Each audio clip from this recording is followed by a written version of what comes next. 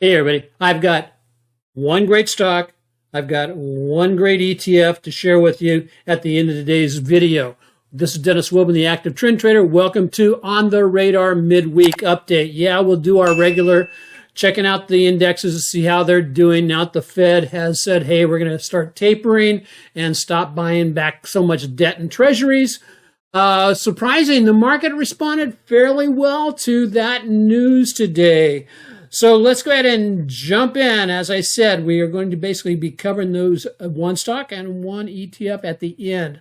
I got some ideas for you. If you don't know a lot about ETFs, the leverage ETFs on certain entities can provide you an excellent trader's edge.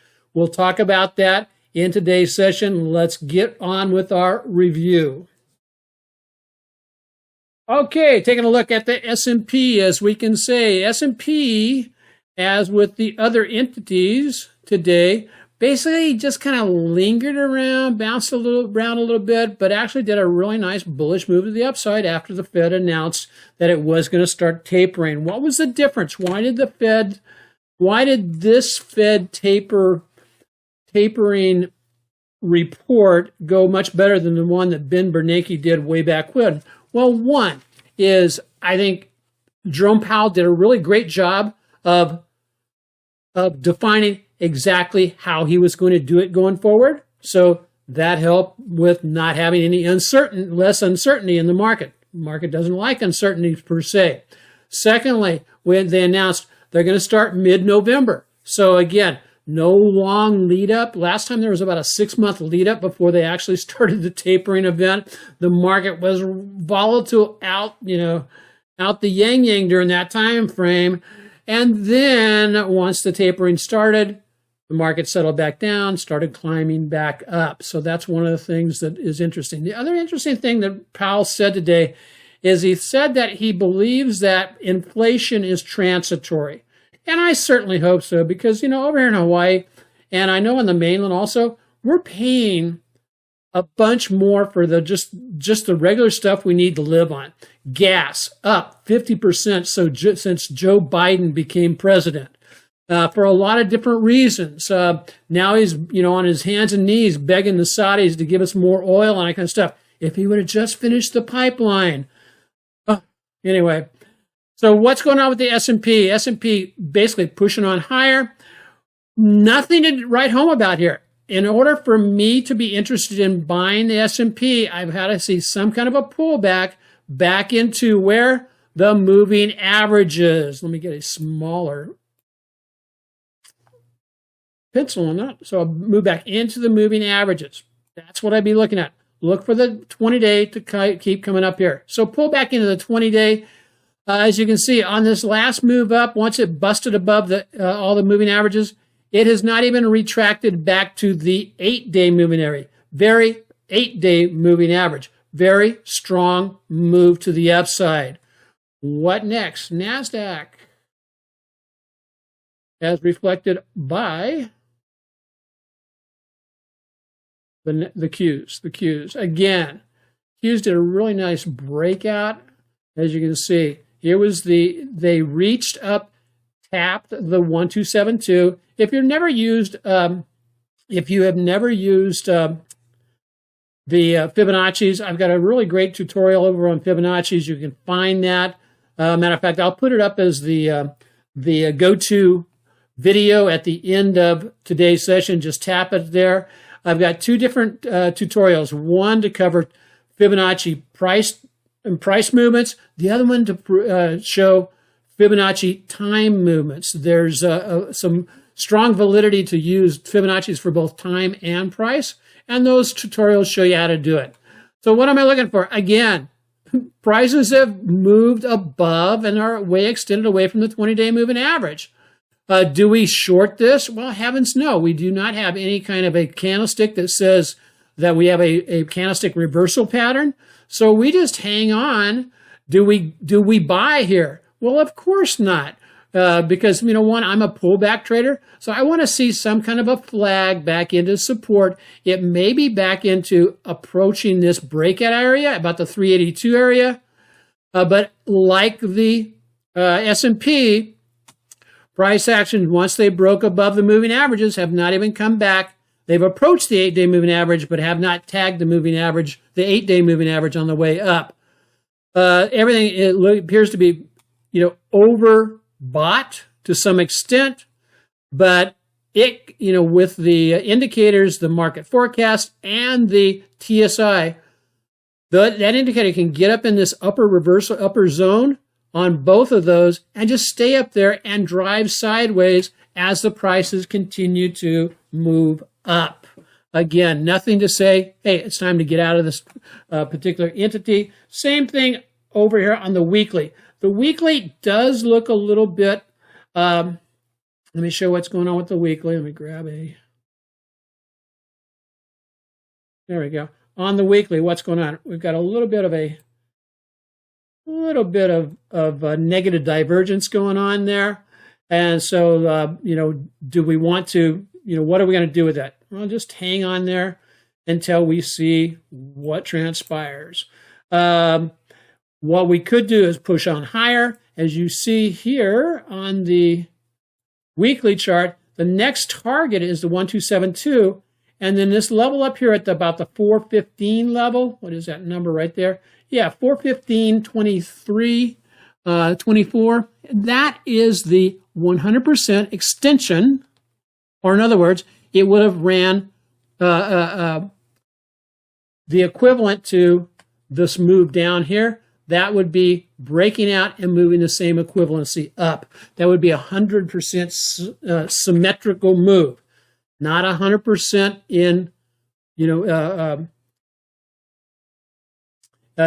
you wouldn't make 100% going all the way up to there, but it would be 100% of the magnitude of that move right there down. So we're kind of continue to push up. We'll just take a look at that. It's up there at the green line. So that's what we've got on the Qs. What do we have on the Russell? The Russell continued. Okay, Russell did something really nice today, which brings us into the conception that the Russell will. Okay, great. All my get rid of this Fibonacci right there because we have broken out from that. A couple of things to take a look at. I want to basically say, okay, what about the Fibonacci extension? Let's go from this low to this high, back to the low, and what has it reached? It reached 100%. Symmetric move from this low here to that high there. The next target, reasonable target on that is the 1272 extension, about the 241 level. It would not surprise me whatsoever. Now, it may push higher before it pulls back. It would not be surprising to see it pull back towards, we have a couple of target areas. One is the breakout area 234.53, which corresponds to these past highs you see over here on the weekly chart. And volume, look at the nice volume. Volume has come up on the Q, IWM, pushing it on up. Breakout, look for a pullback towards that, which, and or back into the midsection of today's candlestick. People were asking me about, a doji sandwich over the weekend. This is a really nice doji sandwich. And that's a term that Steve Bigelow uses to define a pattern, which is basically a large green, on the bullish side, a large green candle, followed by a spinning top doji, followed up by another large green candle. With the essence being is on that second move, if it is a doji sandwich, the range of that second big green candle will be approximately the same range as it was on this candle right there. Okay? So again, that's a good measuring technique. And so that is an excellent, and that's a really great example of one. I did some training under Steve. He was basically offering a certificate to become a certified candlestick technician, which I did finish that training with him, and always looked at really awesome, great guy. And I'll leave a link. He's well worth going and checking out some of his videos on YouTube. And again, and his books are absolutely awesome also. I'll do a review on one of his books in the near future. His books are on my reading list. And you can find a link to my reading list down in the description on the YouTube channel of this video. So what am I going to do now? Well, I got to wait for a pullback. That's basically the story. Now, we got to get a pullback prior to going into the year-end run. I will say probably, but right now, that is opinion. It may just come back and pull back in the midsection of today's candle and go higher. And so if, again, I would like to see, that's what I would like to see, but that may not be what I get. But I'll look for a pullback towards the 8 and or the 20. And by the time that happens, it may be up in this area here. There's another good area also. We could just use that 234.51 value, which is right there. It's 234.53, and use that as the, just slightly above that to trigger a trade to the upside on IWM or TNA. And everybody likes, everybody has a good time, trading TNA. It's I like it as a leverage ETF, and it functions very well to the upside. So that's what we've got on the indexes. Again, positive breakout to the top side. The other thing I will throw on this, let's just throw on one last thing, and then I will leave the IWM alone. Let's go over and just project from that high to that low. What's my, now that we've broken out of this range, what's my upside target on the IWM? Well, it's up here at $260. And you can see that's about $20 from where we are right now. What about taking a look at TNA? Similar type approach. Let's go from high-low. So that looks to be about the high to the low. And on TNA, where does that put us up for a 100% move? Is up at 141.61. As you can see, since we're just pushing through 106, that's going to be about a 30+% move from where it's at right now. Well, it actually hasn't broken out, but from there up, yeah, see about 30.8% move. So that, just keep that in mind. That's a nice upside target on that. And now that we have broke it, well, again, it doesn't show it on TNA. I'm going to go ahead and get rid of that. Remove that. See, TNA did not break out above those past highs. So we have to refer to IWM. The reason why we're not seeing that on TNA is because of backwardation and contango. If you want to know what those terms mean, go over to Investopedia and just look them up. That's backwardation and contango. It impacts the leverage ETFs a lot. So anyway, that's what we've got for TNA. So what stock am I looking at for a potential continued trade to the upside? I'm really liking TECK, and I'll tell you why. Well, one, it's in a very strong uptrend, and we're doing a nice consolidation here on the weekly chart, kind of a little pennant type of action. But by and large, the lows are staying around the $27 level. We've got a nice gap up, so it's just driving sideways. We would anticipate a break up from here and a break up from here. And if this is the flagpole from here to here, then what we would do is look to extend that. If we break out over here, extend that flagpole, the amount that flagpole went up, that's how far we expect the move to the upside. So that's one way to measure that. Another way, of course, is to, just lay a fib on top of it. Where's our upside projection with a straight fib? I'm going to go here, back down to the low, and my upside projection, 100% move on that would take us all the way up to $40.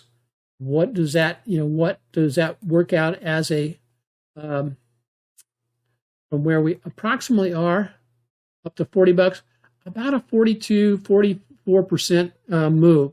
And that could happen fairly quickly. The last time it did that move, it took 1, 2, 3, 4, 5, 6, 7, 8 weeks. So about 2 months worth.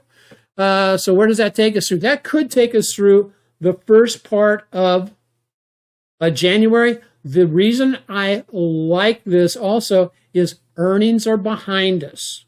Earnings are behind us. Not a lot of movement after earnings.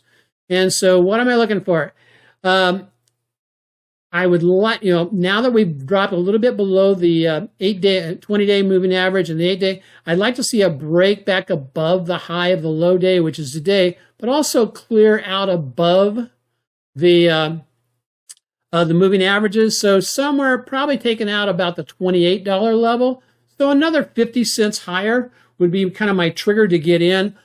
The other option that we have here, excuse the pun, is we could in fact go out 3, 4, 5 weeks and buy a weekly option. I would say, hey, the $27 option looks good. So any type of a pullback back towards, $27.30, $27.40, go ahead and target shoot to get in, which reminds me, I will have a new tutorial video hitting probably this weekend that's going to show you how to target shoot option entries so that you're always buying it wholesale and then selling it retail. And these orders, as per all of our autopilot trading system orders, is a fire and forget kind of system trade where conditional orders on the weekend, if it gets filled, it will automatically put in your stop loss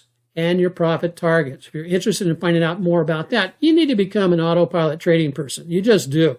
That's just all there is to it. And let us help you trade better. So that's what we've got for tech. Again, I'd like to see a break back up. We'll see. It may say, no, I don't want to do it here. I'm going to do it down here at the 2668 level. That is another good level to be looking at. What I'll do is I will throw on a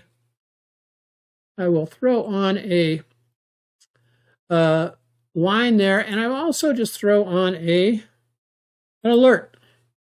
And so if I drop below that, if I drop below 2680, it will give me an alert. And what are my alerts and what do I want? I want, basically, let's put on the bugle alert, okay? There we go. Roger that. And so that way, if that alert goes off, then that tells me go look at the charts. Am I getting a reversal signal? I can plan the trade from there. So last but not least, the last entity I want to take a look at today that you might be interested in, if you are having, let's say you don't want to trade stocks, but you want to trade something that has a good track record and can be compounded to provide you somewhere between a 50 to 100% compounded return on a yearly basis.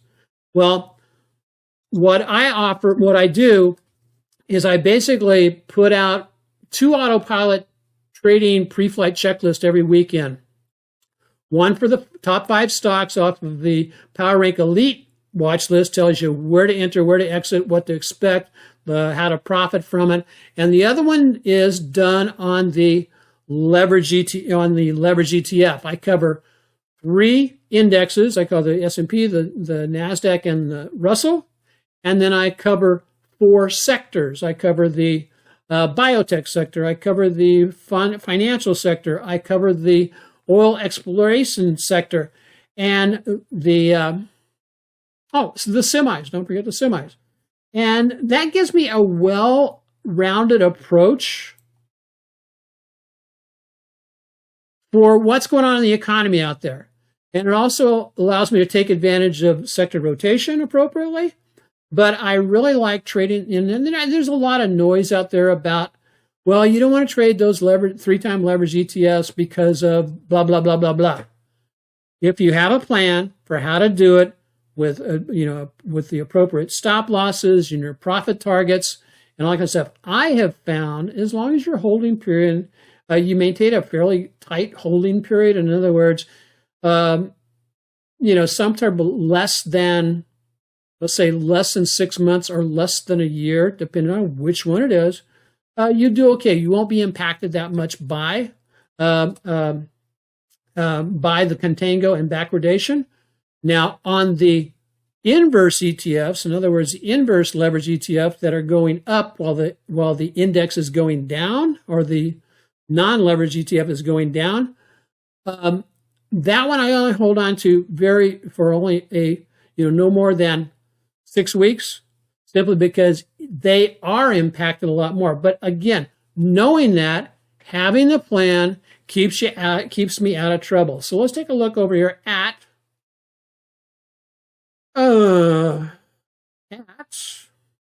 first we'll take a look at XBI. And you can see XBI, nice run up here. And one of the things we did and let me show you what we do. There we go. As you can see, here is the pre-flight checklist. This is the pre-flight checklist I put out for the week of 10/24. That was last week. And as you can see down, here on XBI, here's my leverage ETFs. One is the one on the left is the one that goes in the same direction as XBI. The one on the right is the inverse ETF. Basically, then I call out what my order is. My alternative order in this was a conditional order, and all our members put these in on the weekend, either Saturday or Sunday when the pre-flight checklist comes out. Conditional order to buy LABU if prices drop to $50.95, and it triggers a stop limit order to buy some between 51.05 and 51.15. My first profit target is 10%. My second profit target is 15%. My third profit target is 25%.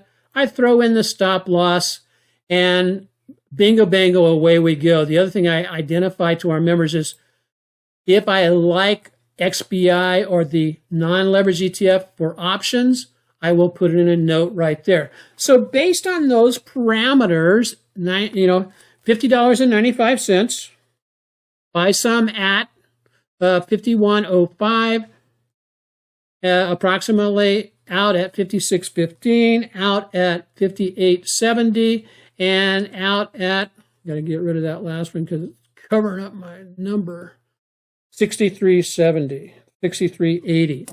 So let's see how this particular trade worked for us. As you can see,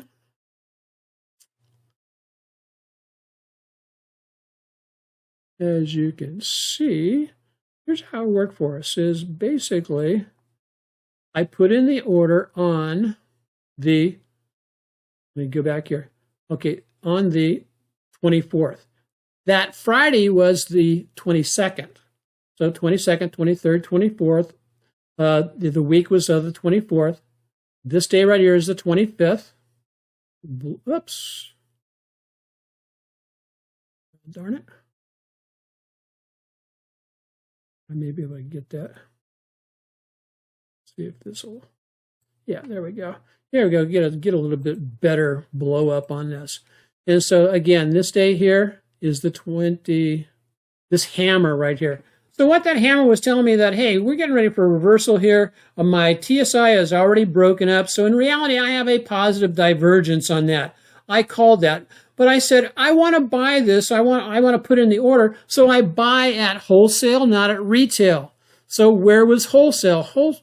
Well, let me jump over to LABU. There we go. Same.